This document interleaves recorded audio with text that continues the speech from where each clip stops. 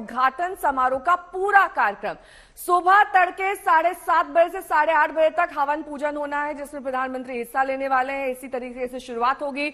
सुबह 8:30 बजे से 9 बजे तक वैदिक विधि से राजदंड की स्थापना की जाएगी, जिसको लेकर विवाद हुआ था।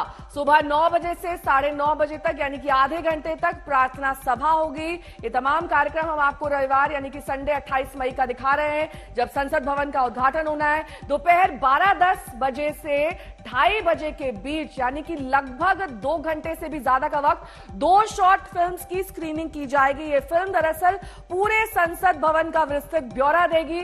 दोपहर 12:10 से 2:30 बजे के बीच ही राज्यसभा के डिप्टी चेयरमैन, राष्ट्रपति, उपराष्ट्रपति का संदेश भी पढ़ा जाएगा। राज्यसभा में विपक्ष के नेता, लोकसभा स्पीकर का संबोधन होगा।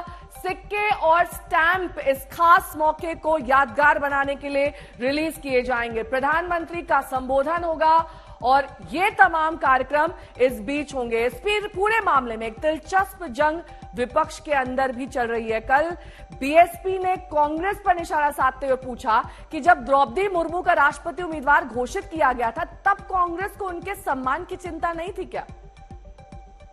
जो पिछले दिनों जब महामहिम राष्ट्रपति जी का चुनाव था मुर्मू जी का, तो वही कांग्रेसी हैं जो राष्ट्र की पत्नी बता रहे थे मुर्मू जी को। ये आदिवासी उस समय उनको याद नहीं आई। उस समय जम्मू कश्मीर के लोग जो 370 हटने के बाद देश के लिए लड़ रहे मर रहे हैं, वो जब इनको याद नहीं आए। पूरे देश के आदिवासी दलित जब इनको याद नहीं आए।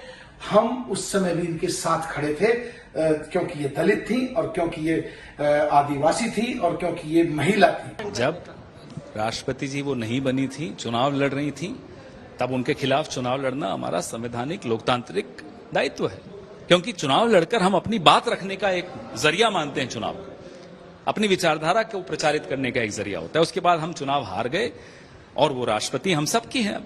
अब उस पद की मर्यादा, उस पद की गरिमा रखने का दायित्व हम सब पर है। मोदी जी पर भी है, हम पर भी है। और अगर मोदी जी नहीं रख रहे दायित्व, तो हमारा फर्ज है उन्हें याद दिलाना। मायावती जी को इसमें कोई असहमति होनी नहीं चाहिए। और दिलचस्प बात देखिए, अकाली दल अब एनडीए का हिस्सा नहीं है, लेकिन अकाली दल ने भी विपक्ष की रणनीति पर कैसे सवाल उठाए हैं, सुनिए।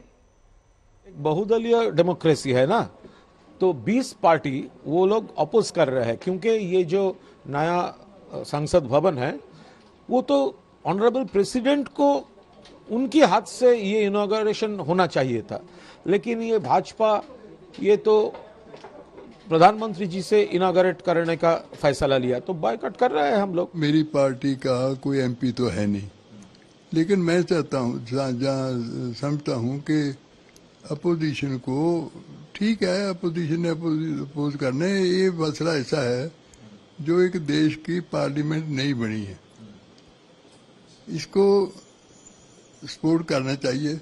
ठीक है, प्रोटेस्ट करें, कोई और तरीके भी हैं, लेकिन बाईकाट करना ठीक नहीं है।